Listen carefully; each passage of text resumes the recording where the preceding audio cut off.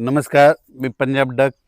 सर्वप्रथम शेतकऱ्याला सांगू इच्छितो, आणखीन जवळपास 10 जुलैपर्यंत चांगला दररोज भाग बदलत वेगवेगळ्या भागात पाऊस पडणार आहे आणि सर्व शेतकऱ्याची पेरणी होणार आहे. म्हणून हा अंदाज लक्षात घ्यायचा.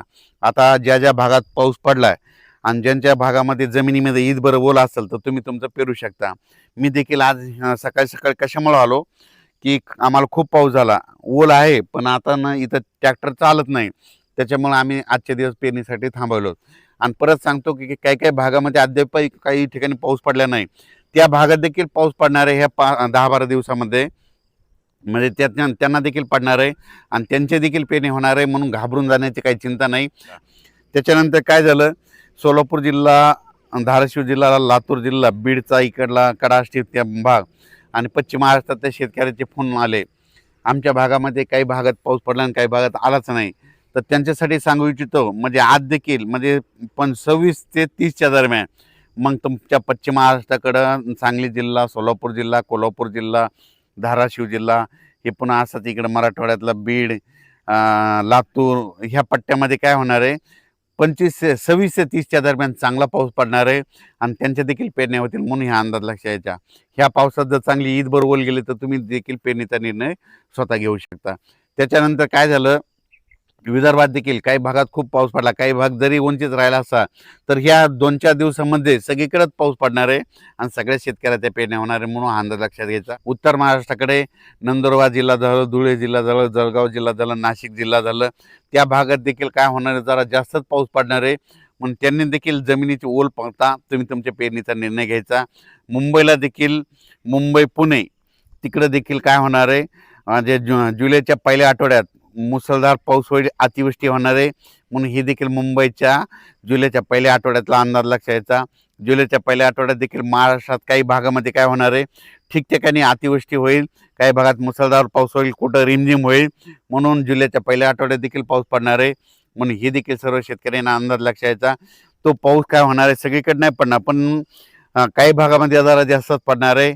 आणि ज्या तळ्यामध्ये पाणी आतापर्यंत अद्यापही नाही तर ती पाझर तलाव, त्याच्यामध्ये काय होईल, जुलैच्या पहिल्या आठवड्यामध्ये सांगायचं झालं तर उत्तर महाराष्ट्रामध्ये नंदुरबार जिल्हा, धुळे जिल्हा, जळगाव जिल्हा, नाशिक जिल्हा, अहिल्यानगर, इकडे संगमनेरच्या खाली ओझर, पुन्हा निळवंडे धरण त्या परिसरामध्ये कॅचमेंट एरियामध्ये चांगला म्हणजे जुलैच्या पहिल्या आठवड्यात पाऊस पडणार आहे आणि त्या धरणामध्ये आवक यायला सुरुवात होणार आहे. म्हणून हा अंदाज त्या शेतकऱ्यांना लक्षात यायचा.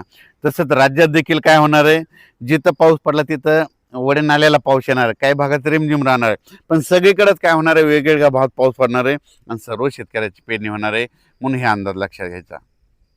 तसेच कर्नाटकचे, महाराष्ट्राचे लगतले शेतकरी ज्यांना जे मराठी भाषा कळते त्यांना, त्याच्यानंतर तेलंगणा, निपाणी, हे तिखोटी हे परिसरातल्या सर्व शेतकऱ्याला सांगू इच्छितो की 26 तारखेपासून म्हणजे उद्यापासून तुमच्या भागामध्ये पाऊस सुरू होणार आहे. तुमच्या भागाकडे जर पाऊस सुरू झाला तर ते पाऊस काय होणार आहे, महाराष्ट्रामध्ये लातूर जिल्हा, नांदेड जिल्हा, धाराशिव जिल्हा, सोलापूर जिल्हा, कोल्हापूर जिल्हा, सांगली जिल्हा, पश्चिम महाराष्ट्र, कडाष्टी, बीड ह्या परिसरात ह्या परिसरामध्ये चांगला पाऊस पडणार आहे. म्हणून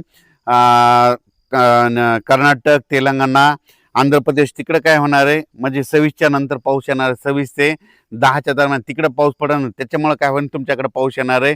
म्हणून हे पश्चिम महाराष्ट्रातले सर्व शेतकऱ्यांनी हे देखील अंदाज लक्षात यायचा. त्याला सांगतो, पाऊस वगैरे काही थांबणार नाही, वेगवेगळ्या भागात पडणार आहे, पण सगळीकडे पडणार आहे आणि सगळ्यांच्या पेरण्या होणार आहेत. म्हणून ही सर्वप्रथम आनंदाची बातमी.